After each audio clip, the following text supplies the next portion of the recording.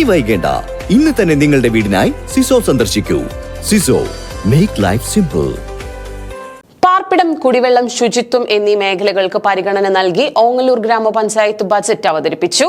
സമസ്ത മേഖലകളെയും സ്പർശിക്കുന്ന പദ്ധതികളാണ് ബജറ്റിൽ ആവിഷ്കരിച്ചിരിക്കുന്നത്.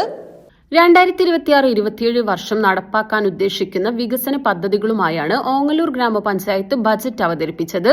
പ്രാരംഭ ബാക്കി ഉൾപ്പെടെ 65,18,29,401 രൂപ വരവും 63,87,71,582 രൂപ ചിലവും 1,30,57,819 രൂപ നീക്കിയിരിപ്പും വരുന്ന മിച്ച ബജറ്റാണ് പഞ്ചായത്ത് അവതരിപ്പിച്ചത്. ഗ്രാമപഞ്ചായത്ത് കോൺഫറൻസ് ഹാളിൽ പ്രസിഡന്റ് PP വിജയൻ ബജറ്റ് പ്രകാശനം നിർവഹിച്ചു. വൈസ് പ്രസിഡന്റ് പ്രിയ പ്രശാന്ത് ബജറ്റ് അവതരിപ്പിച്ചു. പെൻഷൻ കോൺട്രിബ്യൂഷൻ തുടങ്ങിയ എസ്റ്റാബ്ലിഷ്മെന്റ് ചെലവുകൾക്കായി 3,88,93,000 രൂപ വകയിരുത്തുന്നു.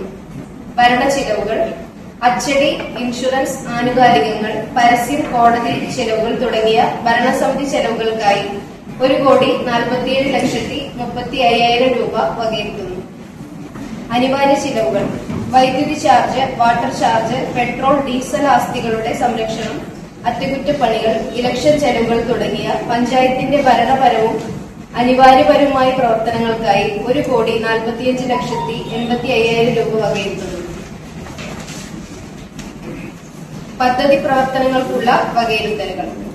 പാർപ്പിട മേഖല, വീടില്ലാത്ത മുഴുവൻ കുടുംബങ്ങൾക്കും താമസ സുരക്ഷിതത്വം ഉറപ്പുവരുത്തുന്നതിന്റെ ഭാഗമായി ലൈഫ് ഭവന പദ്ധതിയിൽ അപേക്ഷിച്ച ഓങ്ങല്ലൂർ ഗ്രാമപഞ്ചായത്തിലെ മുഴുവൻ കുടുംബങ്ങളുടെയും ഭവന നിർമ്മാണ പൂർത്തീകരണത്തിന് 7 കോടി രൂപ വകയിരുത്തുന്നു. പാർപ്പിടം, കുടിവെള്ളം, ശുചിത്വം, കാർഷിക, വിദ്യാഭ്യാസ, ആരോഗ്യ മേഖലകൾക്ക് മുൻഗണന നൽകിയാണ് ബജറ്റ് ആവിഷ്കരിച്ചത്.